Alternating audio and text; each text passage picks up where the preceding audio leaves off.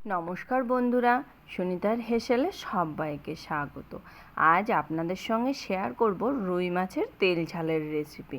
কোনো রকম পেঁয়াজ রসুন ছাড়াই কিন্তু এই রুই মাছের তেল ঝাল আমি খুব সহজেই তৈরি করে দেখাবো। চলুন তাহলে রেসিপিটি শুরু করা যাক। এখানে দেখুন, আমি তেল ঝাল বানানোর জন্য এখানে আমি 3 পিস রুই মাছ নিয়েছি। এবার এই মাছের গায়ে আমি কিন্তু লবণ আর হলুদটা খুব ভালো করে একটু মাখিয়ে রেখে দেব। মিনিমাম 10 মিনিট মতো মাছটাকে আমি লবণ হলুদ মাখিয়ে রেখে দেব। এবার মাছটাকে আমি লবণ হলুদ মাখিয়ে 10 মিনিট রেখে দেব। এর মধ্যে কিন্তু আমি মশলাটা রেডি করে নেব।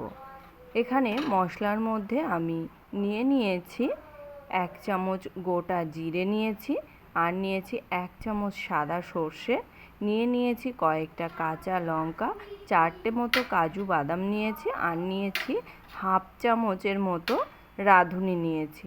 সমস্ত কিছু কিন্তু খুব ভালো করে একটু পেস্ট করে নেব। এবার আমি কড়াই বসিয়ে দিয়েছি ওভেনে।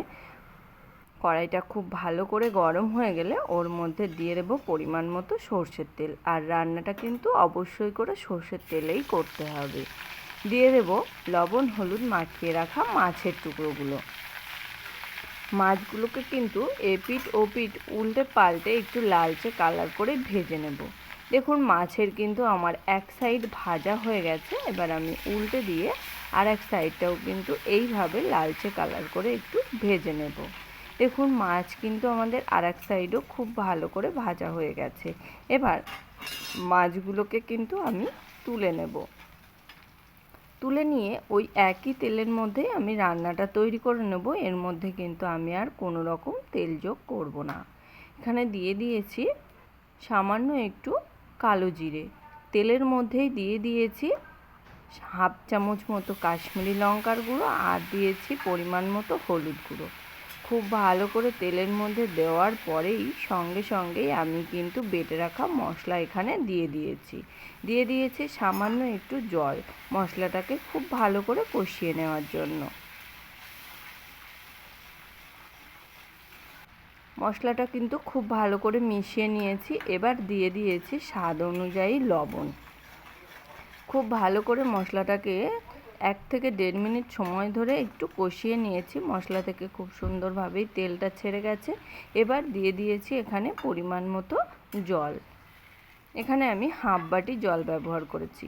খুব ভালো করে ঝোলটাকে কিন্তু এবার আমি ফুটিয়ে নেব।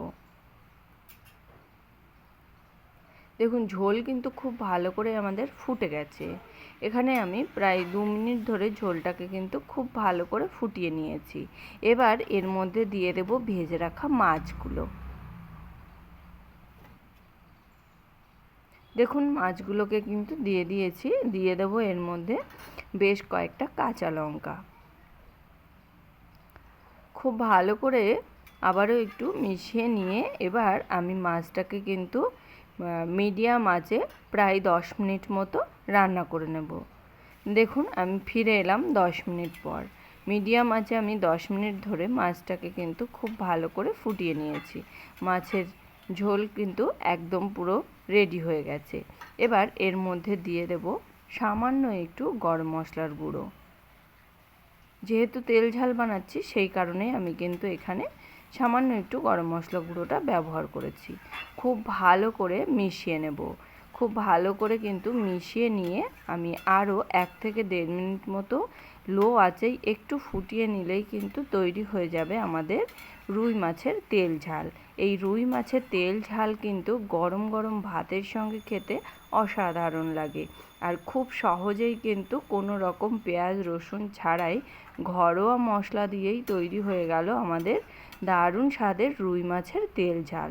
আমার এই রুই মাছের তেল ঝালের রেসিপি আপনাদের কেমন লাগলো অবশ্যই কিন্তু কমেন্ট করে জানাবেন। যদি ভালো লেগে থাকে তাহলে একটা লাইক করবেন, আর সাবস্ক্রাইব করে পাশে থাকার অনুরোধ রইল। আজকের মতো এই পর্যন্তই। আবার দেখা হবে নতুন কোনো রেসিপি নিয়ে। ভালো থাকবেন, সুস্থ থাকবেন। ধন্যবাদ।